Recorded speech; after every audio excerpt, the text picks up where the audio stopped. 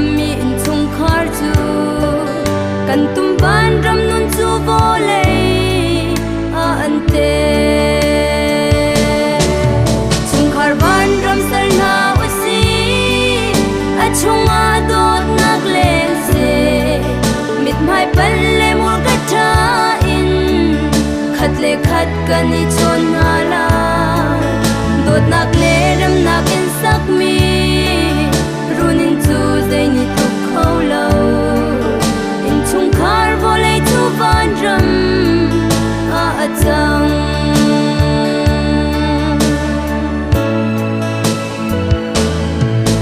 dot fa na kan ton chan ha le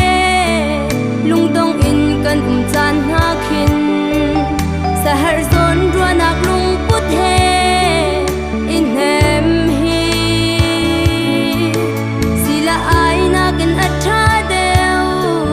chin lung chung ril tiang adam ter dot nak tel lo nun chu zai san at lai lo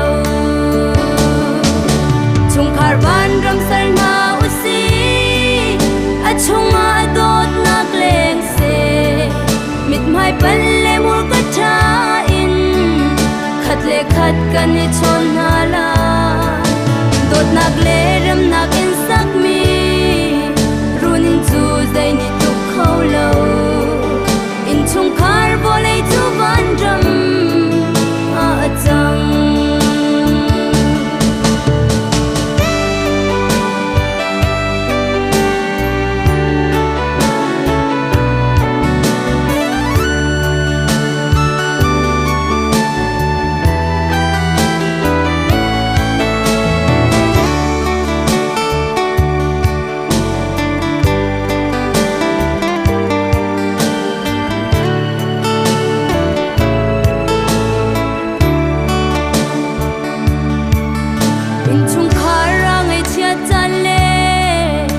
le khat mu thiam lo chan a lung sao thin phal tei dor nak nun ngai ngai thiam tu si kan ni som la mi bal nak e chin kan lo in khi lung put ngai mi chung khar si na u si chung khar ban ram sar na u si a chung a dot nak leng se mit mai pal le mur ka tha in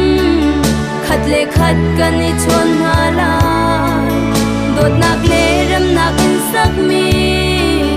runin chu zai ni tu khâu lo in chung khar vo le chu van ram a chang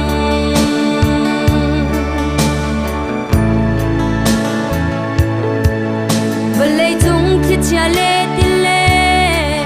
lak i kan i dor nak runin fu ro le thai ni lin lak a kan phen tu jing le zan tha du dim te in chon rol kan dum ti nak run in kusak mi le in hi van ram a chang se chung khar ban ram sar na usi a chung a dot nak leng se mit mai pal le mur ka tha in khat le khat kan ni chon na la